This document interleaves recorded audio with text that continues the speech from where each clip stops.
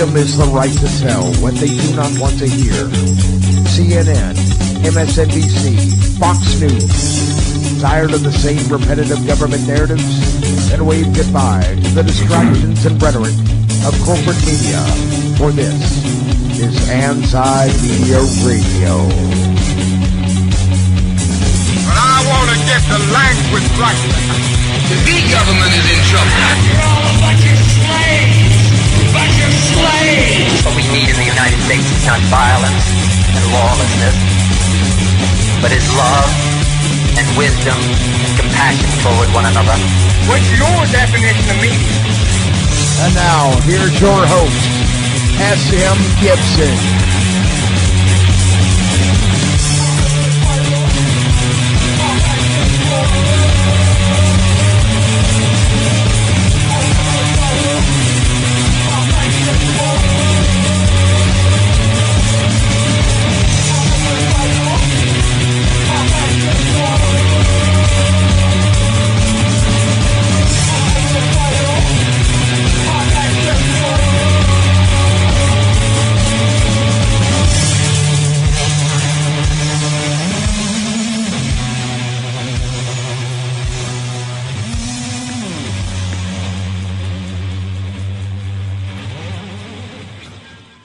Boom, I am ready to have a great show tonight, March the 8th, 2016. You are listening to Anti-Media Radio. I am your host, S.M.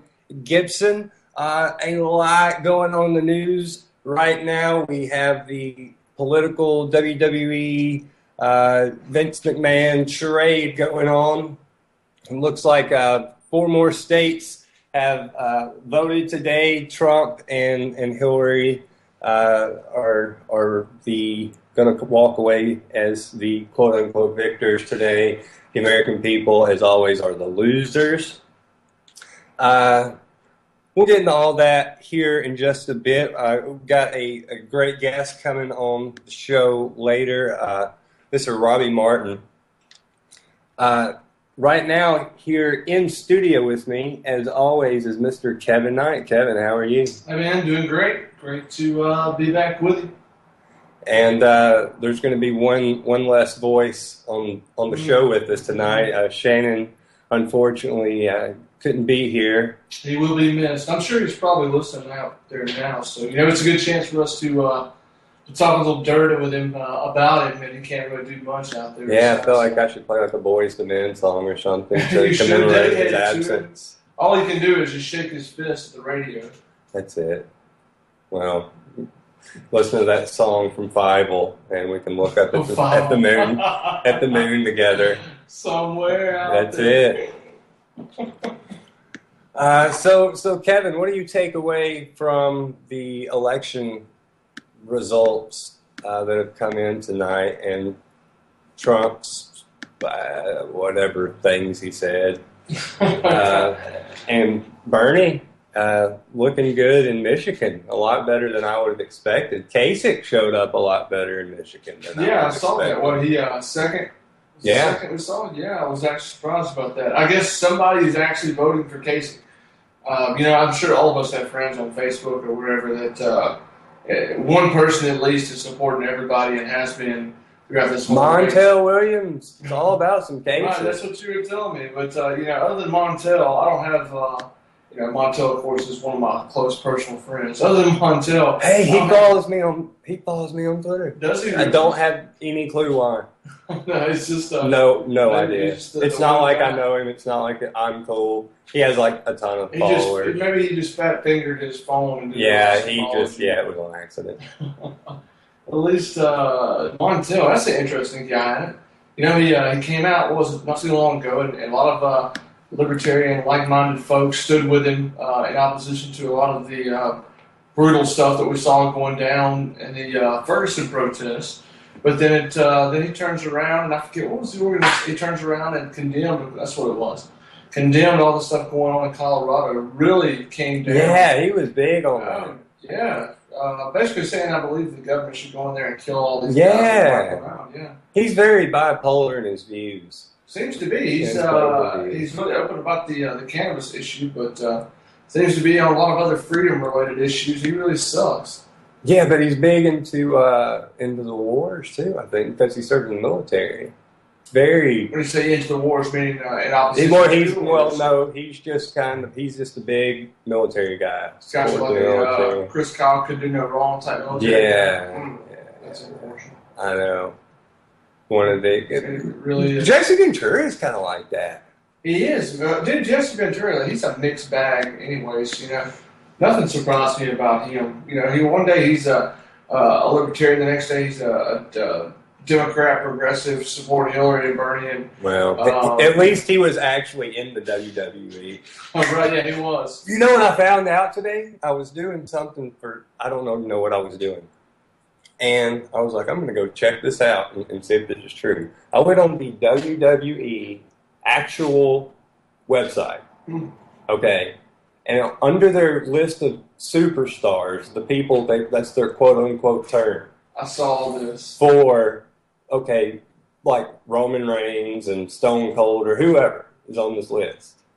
Donald Trump is listed as a WWE superstar today on their website.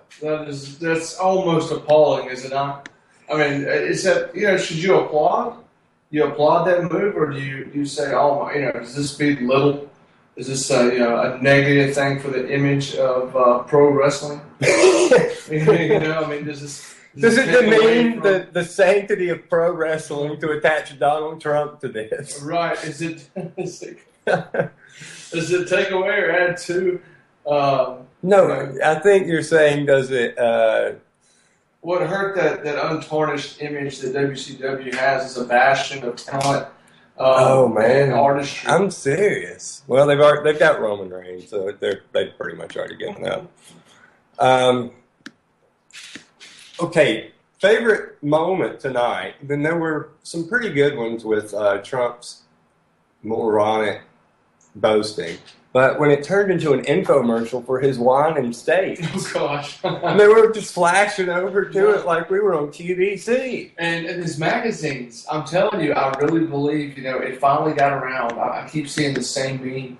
It's a list. And I'm sure you've probably seen it too. It's a list of the supposed businesses that Donald Trump has had that have been failures. I'm telling you, he was going down parts of that list to show everybody who happened to be watching. Of course, in Donald Trump's mind, everybody in the world is probably actually tuned in to his press conference. But I really think that's what he was doing. He was trying to show everybody that all of these various industries that he's gotten in, these projects, have not failed. He actually brought them with him. He's like a child. He is. He wants you to know. And no comment can go unanswered. He has to have a rebuttal for each and everything. Every name. He's like a child. With small hands, supposedly.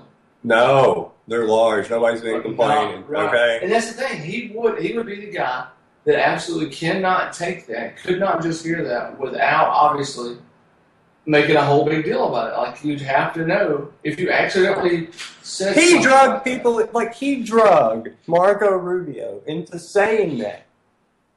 Oh my. Like that's where it went. It's not just one guy saying nuts. Right. It's all of them now. Oh, right. I'm sure. I don't doubt it a bit. That's what the system has become. It's fallen this far into a joke. It's a joke. We're expected to take this serious. Right. It's been, it's such a joke that, you want to laugh, but you almost have to laugh to keep it. You do, and it's the kind of stuff that we've talked about on this show and before the show we talk about in our everyday lives. It's all of this hitting ahead and the system's melting down on itself. Even the tame race with Bernie and Hillary. Bernie has so much support, way more support than he should have. Because people hate that woman. They hate the establishment. They hate what she represents. They hate who she is. They don't trust her. They don't believe her. She's very, very unlikable. Just as a person. And they feel like she's being force-fed to them. And they don't want her, but it's like, oh, well, it's they're in the Republican. But they have Bernie. And so Bernie's their hope. And they're just, yeah, let's go with this guy. Whatever he's saying. Great white hope, right. That's it. Whatever he's saying, I'm into it. Just, I don't want to vote for her. Right. And so that's how the party has moved so far left this time. Because they're like, yeah, whatever. We don't care. We don't want to do with her. So we're seeing this resurgence. This people are so fed up with the system on both sides. Obviously, you're seeing it with Trump. I mean, that's all that's about, or is people sticking their middle finger up at what they believe is the establishment, even though this man openly admits, 7 months ago I was the establishment. 7 months ago I was that guy. He goes, I know all this. He's admitting to you what he is. Yeah, Trump's anti-establishment. Right. Yeah, people with $10 billion that have been on the inside. People running for president would go to New York, climb a tower, and kiss his ring to get his endorsement. Oh, I agree completely. It's something I brought up last week. And he's anti-establishment. Of course, anti. Give me a break. He's what everybody has wanted, right? It's I keep seeing this. We've seen this. What do you say? That's probably one of the top 3 pluses or perceived pluses about him. That some of these people out here that are they're probably good-minded people, but are just really ignorant. I think the 3 arguments. They're not listening to him. They're not listening to what the words coming out of his mouth. They are responding with emotion towards this anger that he generates because he's screaming and he's yelling because everyone hates these politicians. People hate Marco Rubio. They hate Hillary Clinton. They just hate politicians. Right. And there's this guy getting on TV, looking them in the eye and going, you're a loser. You're a lightweight. You're a liar. You lie. Not only do you lie, you're the biggest liar I've ever met. People have wanted to say that to politicians forever. I agree completely. And people are vicariously living through that emotion. And you know what? I get into that, and I'm like, that's awesome. Right. And then he starts talking about the things he wants to do. This is how you become a Trump supporter or you don't. He starts saying, this is my solution, this is my solution, this is my solution. Well, for me, I hear, okay, you want to, do what with immigrants? You want to do what with the law? You want to have safe spaces? You want to spy on everybody?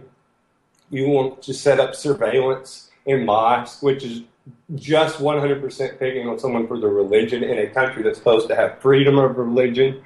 That's terrifying stuff that he wants to do.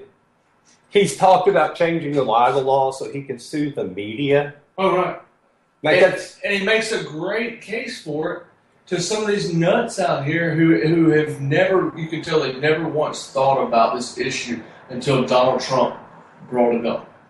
Donald Trump is the education, unfortunately, that a lot of these people out here are getting. He is the crash course on a lot of these issues out here that he's not even able to teach. There was a thing they were showing on CNN earlier, and they brought up talking. Oh my gosh, I just completely blanked out, Kevin. I understand completely. Well, they certainly didn't bring up his ties to Richard Haas. You were mentioning about the anti-establishment. Yeah. He's not. Yeah. They asked about finally. Although I'm glad to see, there's been just a little bit of come down, a little bit of harsh words said about Fox, the way they treated Trump. They're being accused of basically luring him into a trap. Where they brought up all those images and they really kind of pressed him on some issues that he really needs to be pressed on. Finally, somebody actually gave him some resistance and forced him to answer his questions. But when Megyn Kelly asked him who might he surround himself with and asked for a specific example, he gave none other than the CFR, the Council on Foreign Relations president, Richard Haas, and he explained that he's real good friends with this guy, and they first met back in August of 2015. That's an introduction. That is, I forget who it was. You were somebody else recently compared them and pointed out that they are, and they really are, the establishment group. They are, if any group possibly could represent the establishment in the U.S. government, and even shadow government, if you will, it's the Council of Foreign Relations. And no surprise that Donald Trump is going to do what roughly every other president has done. He's going to surround himself with people who are ideally really knowledgeable about those particular fields, but that you and I did not pick, don't have any oversight over, and who, to be quite honest with you, have goals that are the opposite of what you and I might expect out of a quote-unquote a defender of American freedom and a member of the American government. So yeah, it's we're going to see. I just, it kills me and a lot of us out there when we hear people talk about Donald as being the anti-establishment character. But I guess we'll know here in the next decade when all these people that are making this claim have learned and have had a little time to see the error in their ways. So. Speaking of the establishment, that's a great lead-in for our guest tonight. He is the founder of MediaRoots.org. He is a filmmaker and entrepreneur, has his own record label Records, is an artist by the name of Fluorescent Gray, a man of many, many talents, has a new movie out, a very heavy agenda. Part 2 is just come out. Mr. Robbie Martin. Robbie, how are you doing? Good. Thank you for having me on. Oh, thank you so much. I just wanted to just correct one small thing that you said. My sister is actually the founder. My sister, Abby Martin, is the founder of Media Roots. I just write for it. Okay. So, I stand corrected. Oh, no. Pretty much everybody who's introed me has made the exact same mistake. So don't worry about it. So I tell you what, before we get into more about you, I want to bring you in on this conversation that me and Kevin are having right now about the establishment and with Trump and he's perceived as being an outsider when, by his own admission, he's really not. Yeah. I tuned in about 15 minutes ago, so I heard some of your conversation, but did you guys already talk about sort of the neoconservative backlash against him yet? No, we haven't, and that is also the topic of a very heavy agenda, your film. Go into that and talk about that some. Okay, yeah, I mean, I was really interesting for me because I had just finished making this film. It took me almost 2 years to make. The first part came out back in October 15th. And even the second one, when the second one came out, sort of the neocons or the neoconservatives, you weren't really hearing much about them in the news. Kind of the term itself had sort of gone out of fashion. You just don't really hear it much anymore. Unless you read certain anti-war blogs and websites like antiwar.com and Ron Paul's website and stuff like that. So I was really surprised that as it seemed like Trump was poised to sweep Super Tuesday, I just started noticing all these neocons that some of them my movie sort of tracks and follows, just started having total panic attack over Trump. And it all started with this op-ed in the Washington Post with the headline, "Trump is the GOP's Frankenstein monster. Now he's strong enough to destroy the party." And in this op-ed, this guy basically says that the GOP and the Republicans have been courting racism, bigotry, Islamophobia for far too long, and sort of this is like their fault for sort of courting that sentiment in the public and inflaming it. And what's so interesting about it is if you don't realize who wrote this op-ed, it almost seems like it's written by like a liberal, anti sort of GOP type person, with that point of view. But it's actually written by the co-founder of the Project for the New American Century, sort of the most influential neoconservative think tank over the Bush administration. His name is Robert Kagan, and he wrote this about 2 weeks ago. So until he wrote this editorial on Washington Post, we didn't really see much response to Trump. I don't think the Republican Party or the neocons were sort of taking the idea that he would actually get the nomination seriously. And they're panicking, I think, when it's too late really for them to change anything. But I mean, I could be wrong about that. I've noticed a little bit of sort of a shift where I think people are, following along with the lecture they've been getting for the past 4 or 5 days from Republicans telling them not to vote for Trump.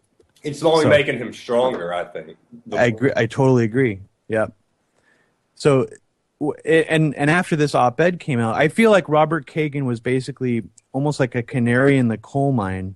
He was writing this sort of as a risky move, I think, to basically call out the GOP as bigots and Islamophobes for such a well-respected Republican neoconservative. But as soon as he did this, it's sort of signaled to a lot of these other neocons in D.C. that, hey, maybe we should use this opportunity for someone as like sort of vitriolic and as brash as Trump, who's saying a lot of the things that we're feeling, but maybe saying them in the wrong language that's like too extreme. We can use this opportunity to distance ourselves from sort of that extreme persona that's now taking the face of the current iteration of the Republican Party. So it's really interesting when you read, I mean, if you go to like the Weekly Standard, which is considered like sort of the main neocon news outlet, they're all saying how disgusted they are with Trump. Stephen Hayes, who also goes on Fox News a lot, is now saying that he wrote a big piece, I think a couple of days ago, about how Trump makes him embarrassed to like have to explain to his child what's going on in the election, that like he can't, someone like Trump will make it so like he'll be embarrassed to live in this country for his children and all this stuff. And then also I don't know if you've heard this recent thing about Michael Hayden, the former CIA NSA director, is basically saying that the military would disobey orders to waterboard if Trump brought back waterboarding. And I just had to laugh at that because that's the guy who was involved in warrantless wiretapping for years and years and years, an unconstitutional, illegal act. So if he's trying to argue that they won't follow orders, that's total BS because they tortured, they illegally spied. You can go down the whole list. They indefinitely detain people. I mean, they're still following those orders. So okay, so here's the $1 million question. As far as the neocon American century crowd goes, how much of their disgust towards Trump is manufactured, or do you think this is completely real? They'll kill him if they have to. I think that is the question, because I think it's a mixture of both. I think that they are really panicking because they didn't think that Trump would get this far. And I think that for some reason or another right now, at this current point in time, they don't think that Trump will play ball, I guess, with their sort of side of the foreign policy establishment if he gets the nomination or dare he gets the presidency.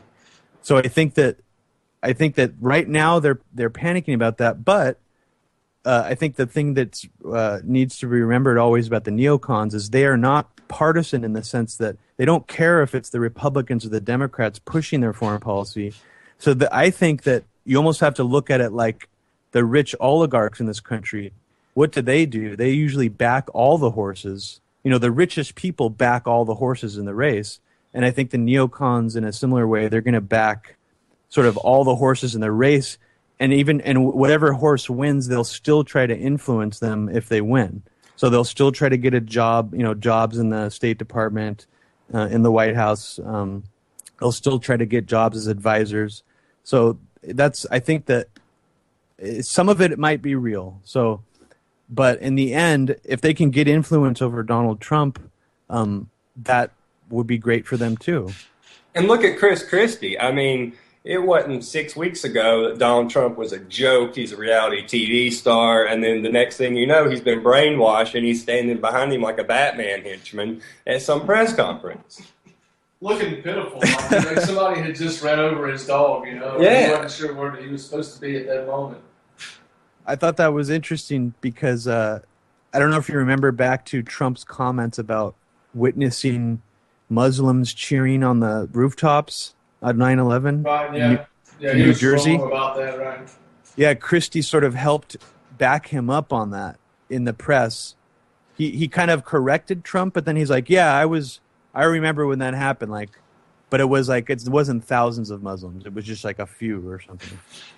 Yeah. So- But it's weird because he's kind of a conspiracy theorist about stuff. What did he say? Snowden's a spy. Like, what are you talking about? Snowden's a spy. Oh yeah, it's like he's so vague about a lot of those kind of weird things that he says. That is he saying that he's a Russian spy or that he's some kind of other kind of spy? Yeah.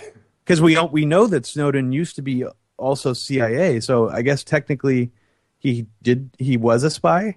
I mean, obviously Donald Trump didn't mean that, but I mean, did you hear his comments that he made to Jeb right before Jeb dropped out about how his brother didn't keep us safe, and then later he went on Sean Hannity and was making reference to what's known as the 28 redacted pages. Yeah, from he starts going 9/11 congressional inquiry. Yeah, he starts going into Saudi Arabia, and he talked about the families getting flown out of the country, and in a debate. It's just all over the map. I think that's what's so interesting about it is you can't pin him down sort of where his ideology really is necessarily, but it's also I think making it harder for people to keep supporting him because I've noticed a lot of his supporters, like there's sort of this what's known as the alt-right or more like I don't know if you're familiar with like Gavin McGinnis. Yeah, like very much so. Milo Stephanopoulos. That guy. Oh my gosh, that guy's hilarious. So they are really backing Trump, and they're sort of like, kind of saying screw the GOP right now and stuff like that. But I've noticed it's interesting. I was trying to find any reference either one of them made about Trump's comments about 9/11 or any of the conspiracy-ish comments he's making. And I think that they have a total blind spot to it because it's almost too off the wall for them to process. See, what I think it is, though, and this is what made me kind of take a step back and go, oh, wait, maybe they actually are scared of Trump here. Because if that would have been Ron Paul 4 years ago saying those statements about 9/11, they would have crushed him. Mm-hmm. They would have jumped on top of him so fast and said, this lunatic is believing some YouTube videos. He's crazy. And that would have been it for him.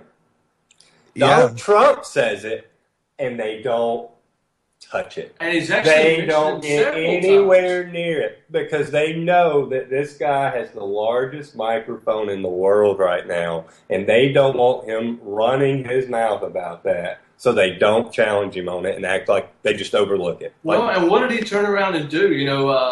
You mentioned a minute ago about him coming out and talking about Jeb or telling Jeb, bringing up the point about not keeping us safe. But then he turned around, and that's been a point that he made a few times during this whole debate season. He's actually made that point a few times, and we've seen some interesting interaction from the crowd who actually has booed him a couple of times, which made Donald speak out a little bit even more and defend his point. And that's when he got around to the 28 pages, at least when he referenced him on the debate stage. But it's interesting. He turned around within like 2 days and an interview with Salon, in which he was asked about that. He was asked again, point blank, does he believe Bush lied about Iraq or that the U.S. was wrong? And he sure enough turned around and said and flipped in true Donald fashion, said that, well, who knows? I kind of think I may have misspoke there. Who knows? You'll have to ask him. I'm not saying that he lied. I'm not saying he plays every side of everything. He's great at it. This guy reaches out to Alex Jones and says, let me come on your radio show. Well, in his defense, I will say that He my knows he understanding can get all those people. My understanding was that was the deal for Stone, that Stone and Trump had worked that out, because I don't think and actually Stone said that in the interview that he gave with Alex. I think he said that he's actually doing that as a favor. But I have a hard time believing. No, I could be wrong. he knows the That market. could possibly He be knows him. his market. I think you just nailed it. I think at first I thought Trump was just sort of throwing out things almost like off the cuff, like strategically chaotic, like he wasn't. Yeah, but I think I do think looking back on it, I think there was a strange strategy at play where he is using Roger Stone as sort of this flank to indirectly plug into the conspiracy movements and sort of the more fringe, elements of maybe the right wing or other kind of things. He tweeted the words. He tweeted the words Federal Reserve, and people freaked out. Well, Who did? Trump? Yeah, Trump did, but I think that I personally think that was only because more of an attempt to take a dig at Cruz for not showing up at the vote, more so than him actually having any kind of issue with the Federal Reserve. Well, no, see, you got Stone in the background, just like Robbie said. Stone's in the background saying, no, Trump hates the Federal Reserve. Trump hates the Federal Reserve. And then he tweeted out, we need to audit the Fed. Ted Cruz didn't show up. He doesn't care. Right. Well, I don't know if you got a chance to watch that interview Alex Jones did of Stone recently. It was where he sort of broke the news that they were going to try to get Mitt Romney to run as a third party. That's what I was telling. That was a good interview. I was telling Gibson about that, Scotty here, about that same interview. Yeah, I haven't seen that. I guess I was disturbed by it because it was basically such an obvious power play by the Trump campaign to plug into that like Ron Paul energy, that old, Ron Paul energy that Alex Jones had a large part in helping promote and carry that message over. And I was just really shocked that he was so behind Trump. I mean, he seemed. I know. It was even for I used to listen to Alex Jones years and years and years ago, and I kind of like lost interest in his radio program around like 2008 or so. But then I just started noticing he just started, I guess the only way I could describe it is selling out more and more, and sort of this Trump endorsement. I was surprised that he was willing to go that far. Have you seen the side-by-side video of him talking about Sarah Palin in 2010 and how she's this witch of a woman, she's an establishment whore? I mean, he was just vile, just went in. Absolutely, yeah. And then it talks when she endorses Trump. He's like, that woman's fighting the establishment. She's great. It's like, whoa, this is a different person. Well, I think your values have changed, sir. I think he got so big.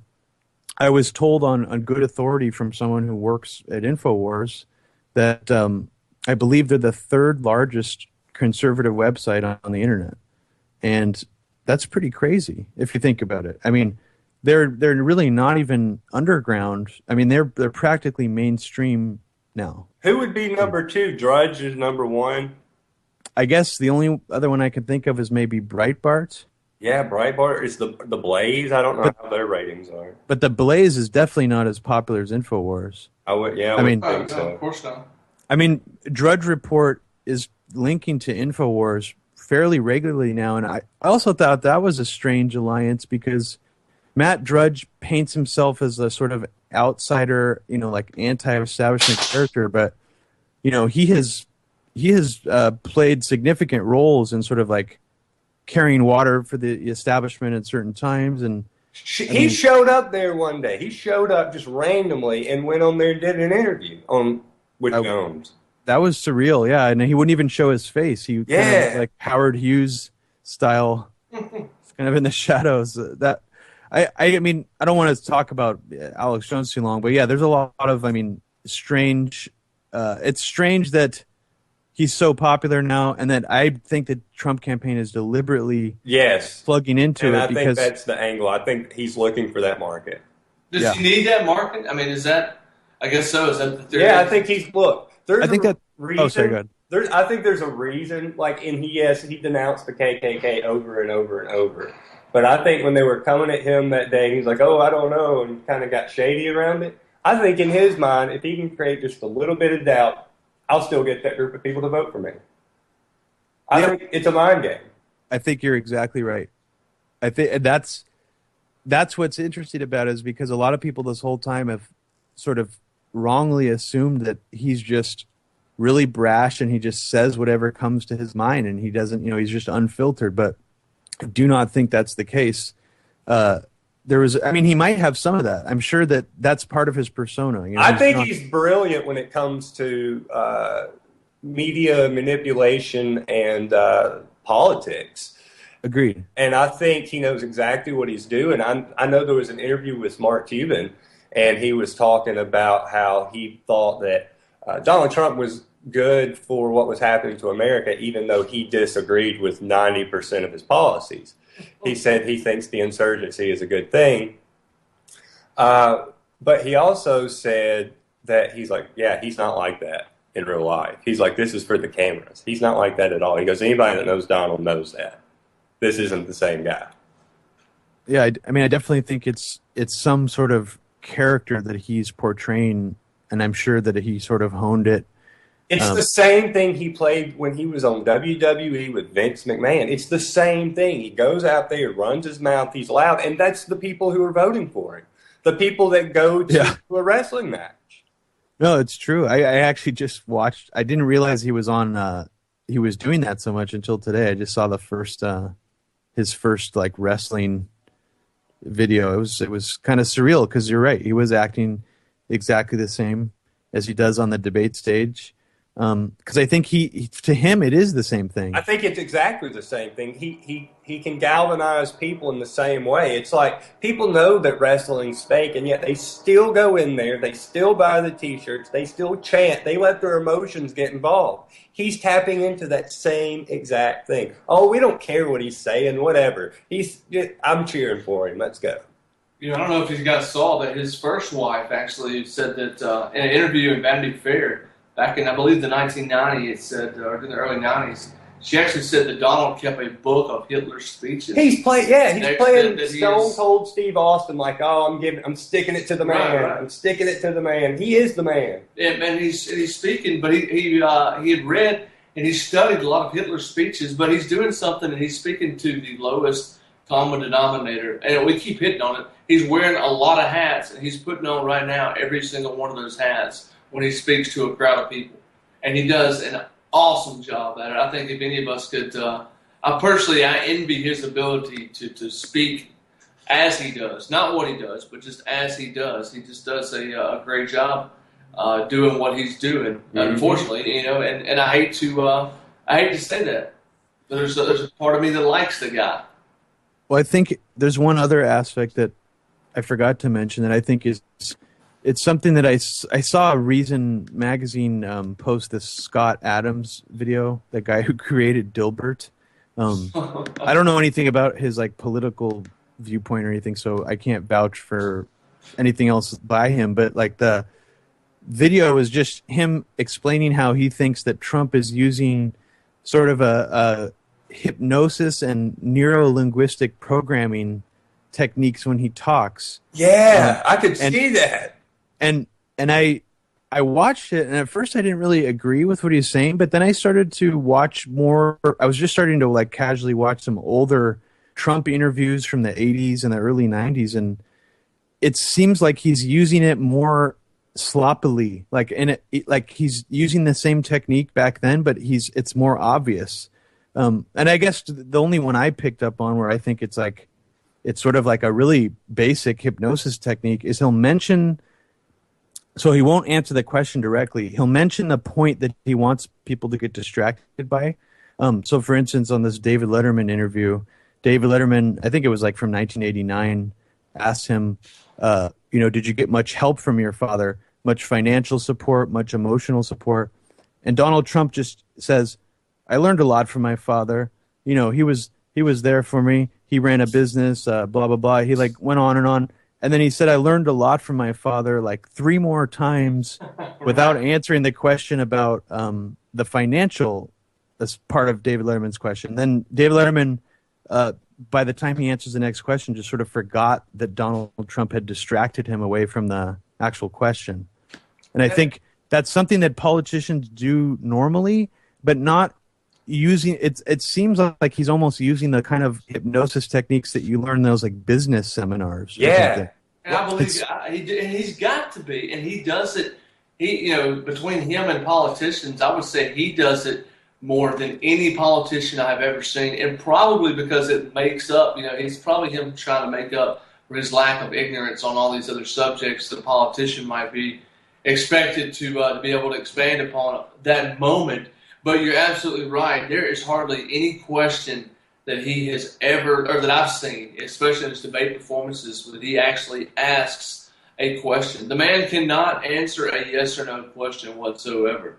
And the thing about it to me that I think correlates a little bit is in the 90s we had Michael Jordan, and I thought Bill Clinton was that politically. Like, I didn't think anybody would ever be what Bill Clinton was politically. He could do anything, and it was just like, whatever, who cares? Just leave him alone. Oh, right, yeah. And I didn't think anybody would ever be better. But Don's and now Steph Curry has showed up, and it's like, oh, wow, here we go. This guy is the greatest thing I've ever seen. He's a smooth operator. He is, and it's terrifying because people are buying it. They're buying into it. And it's really scary that people are falling behind. Yeah, I mean, and I think that the part of it that I can understand the most is just the part where people are so sick of the normal, system, Democrats and Republicans, that they just almost want to just destroy the whole thing.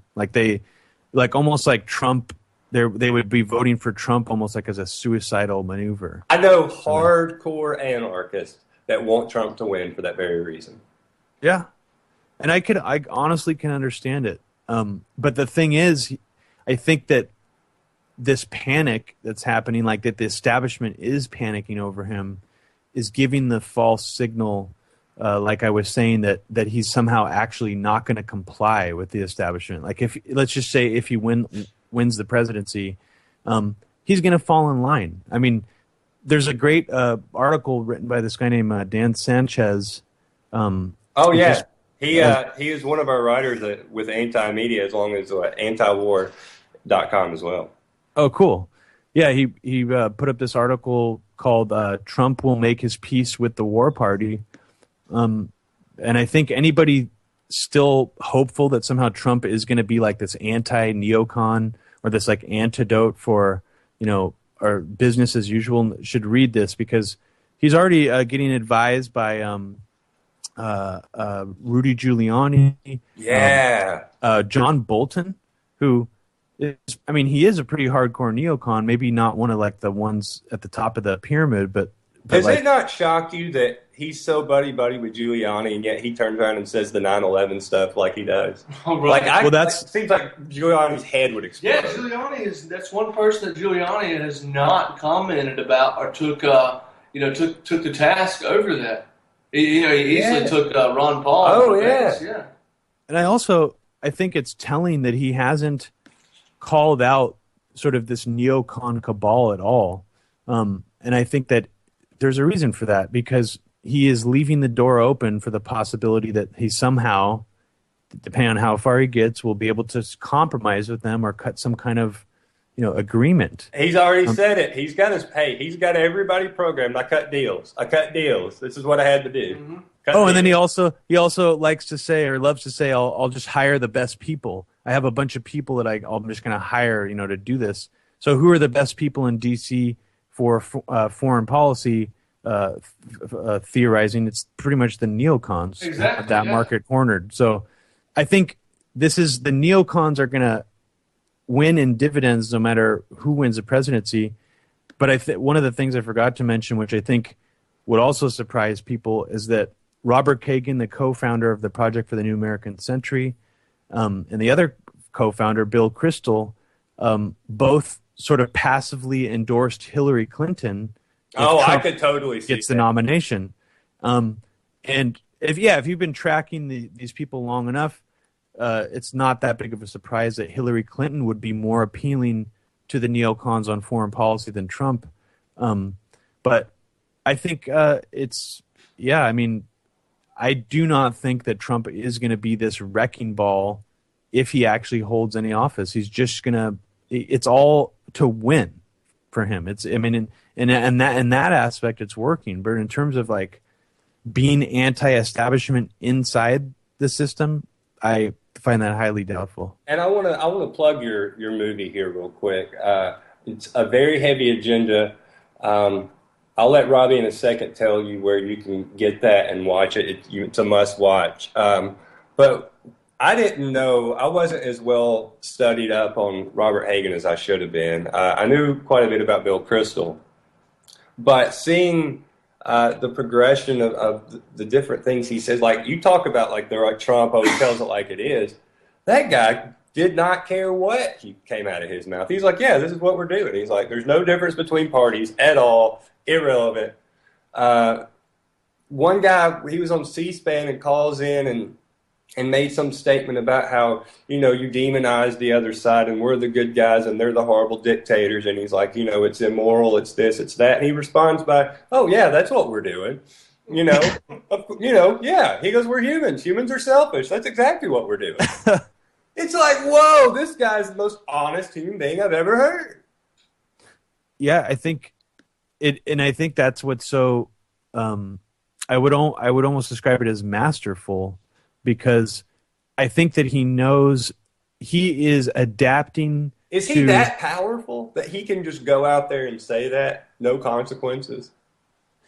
I think that it needs to be looked at in this way. It's like he is one of these more savvy neocons who learned very early on during the Bush administration that the brand of neocon was destroyed, and that they're in some fashion or another, they needed to like adapt to the current sort of accepted status quo. So like when everybody turned against the war, they needed to turn against the war, in the sense that they don't say that that they regret that we try to take out Saddam Hussein. They just say that a lot of mistakes were made. They'll concede a lot of things about the war that went wrong. Okay, where does Dick Cheney fall into that? Because still to this day, he's like, nope, we didn't do enough.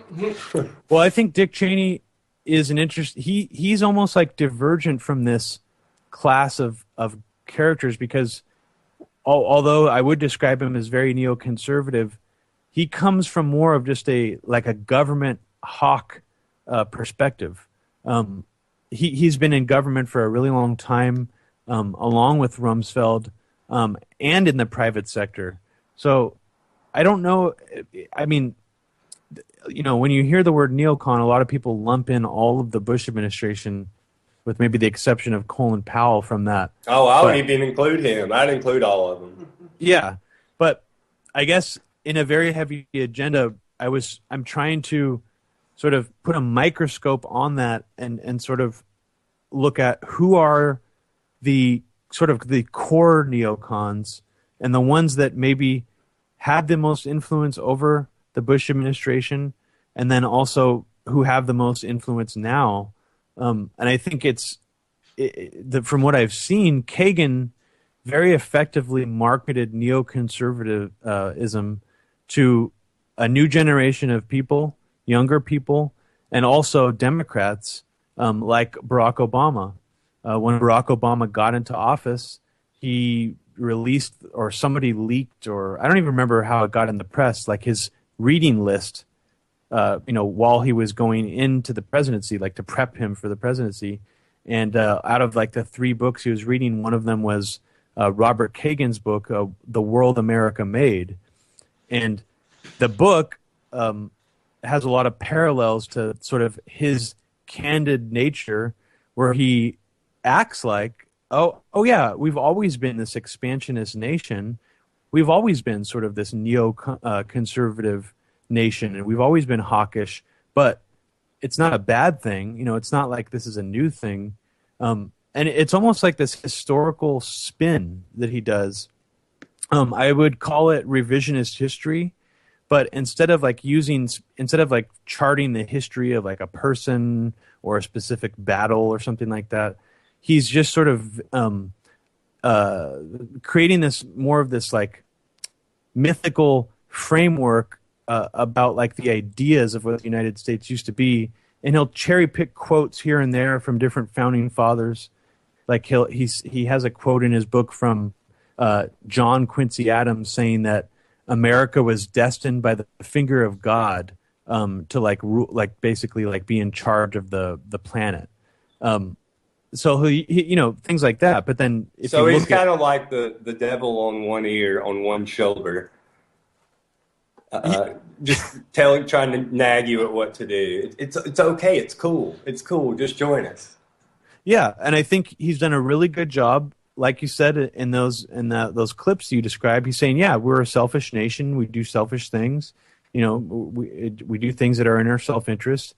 He's saying those things because he knows that, in a way, it's almost like, I think it's a weird strategy, but it's a smart strategy to try to market the fact that.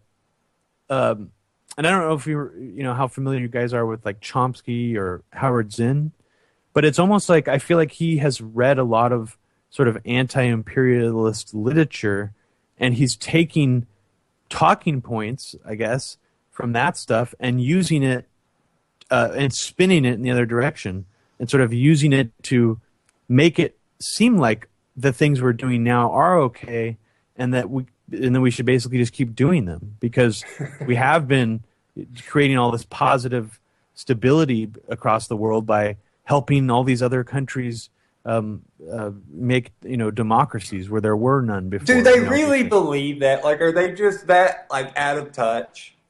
And do you think they really believe it, or is this just they go home at night and swig some whiskey and like, oh no, yeah, we got them? I don't know. I really don't know. I mean, I think for some of them, it's definitely Machiavellian. So they'll use whatever rhetoric and arguments they can think of to produce the end goal that they want, which is weapons sales, new military incursions across the world, more like aggressive posturing. Like America acting like the alpha male of the world. They want more of that. So whenever Putin does anything to sort of assert his authority, they want the U.S. to act even bigger. And I don't know. I mean, I think definitely some of them really do think that that's what we need to continuously keep doing to keep America in this position. But I don't know. I mean, I definitely think some other ones are more a little smarter than that, where maybe to them it's just, they know that once America, I think part of it is they know that once America loses this position, we might not ever get it back. And America will start sort of this inevitable decline away from dominance over the planet. So I think some of it might also be out of fear, but I really do think a lot of them actually believe it. I do. I think there is a large portion of people, too, that really believe that, like, okay, for instance, with the gas prices and the oil prices and that whole situation with war, we know that they could get us off of that system technologically tomorrow if they wanted to. But I think they've screwed up the economy so bad that these people believe we have to do this, we have to have these wars, we have to get involved, we have to have oil, because if we don't, the dollar's going to collapse, be gone. This is all we have. We have our export of bombs and weapons and military advancement, and we buy that oil and we trade back and forth. And I think they really believe I'm saving the world. I'm doing the right thing by doing this, because it would all collapse otherwise. I think people truly believe that that's the case. I think they're crazy, but... Well, have you guys seen or read Watchmen? I have not.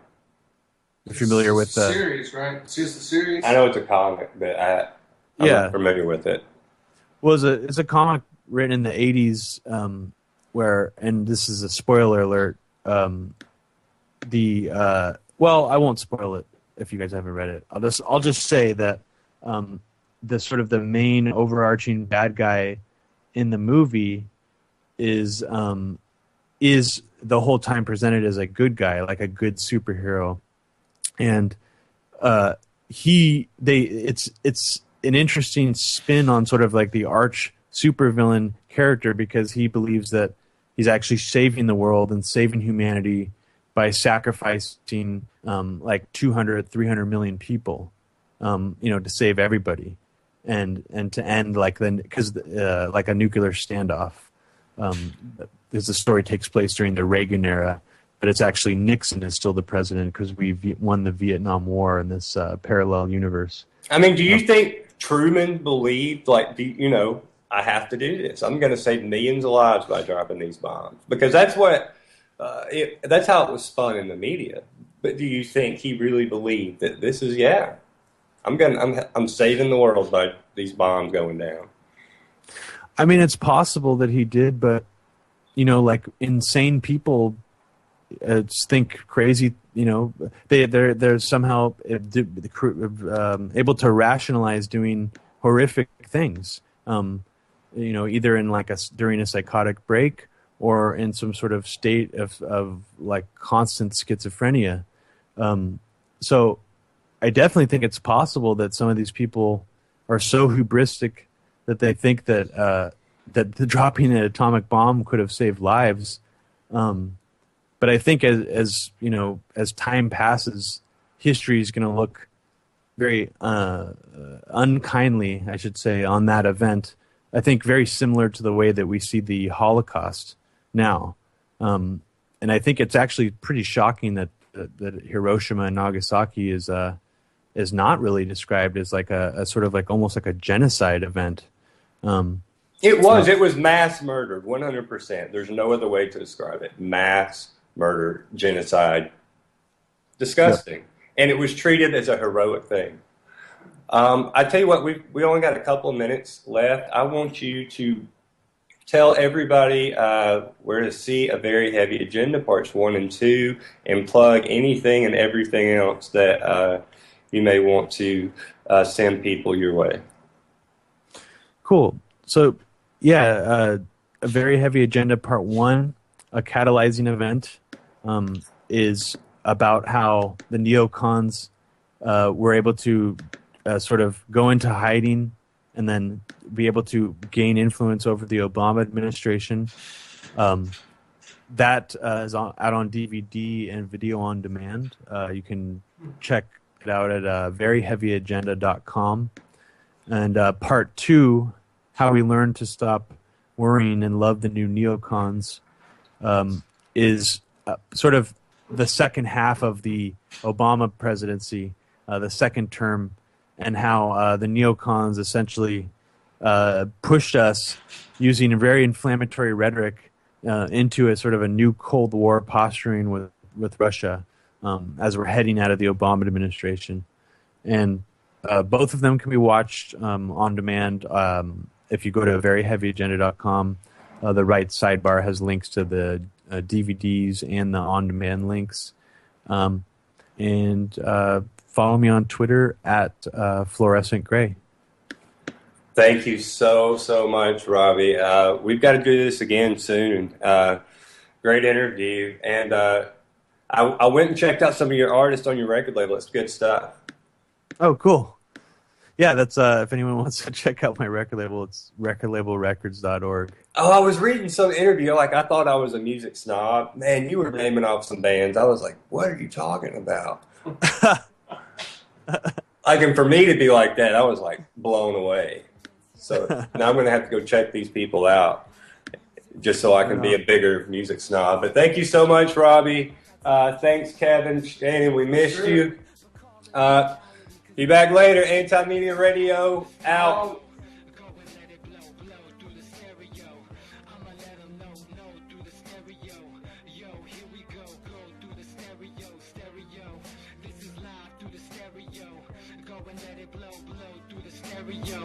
I'ma let them know through the stereo.